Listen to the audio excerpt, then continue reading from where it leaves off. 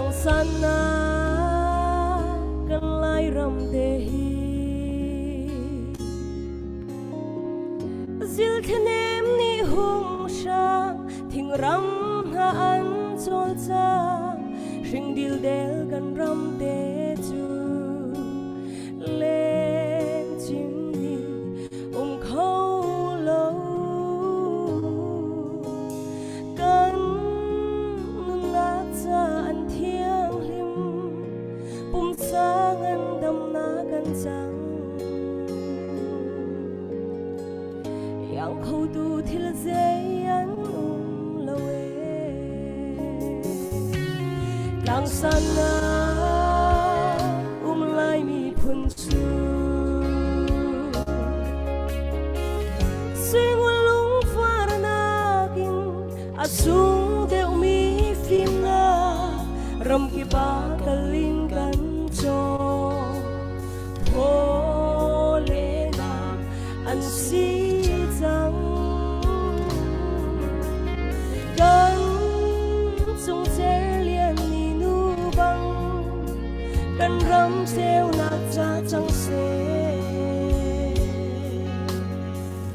kan mi phun sung par na kan sila chen kan xiao shrim lâu kan ram te yang na ngay khôn câu e ka ti ami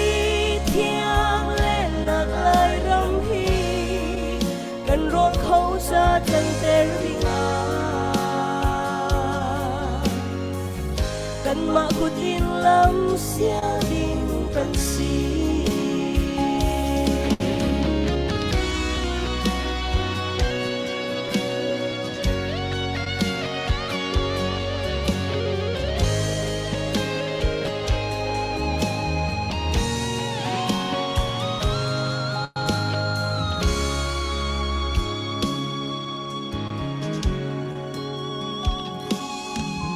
lang sana in luang mi ti fa nan lâu lê zon sai ruang alakin an luang to kan ponga cheu na kan an sung tu kan sa kan sem la kan lấy trong cánh tu si sham sẽ đi theo chua đình tu hi kan ria na si ten kan siang shrim lâu kan ram te yang na ngay khôn câu e ka ti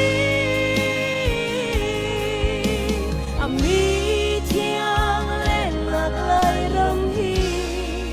kan rong khâu sa chân te ding ba kan ma ku tin lam sia ding kan si phil ni lai lâu kan ram te xem nak le lu phum nak se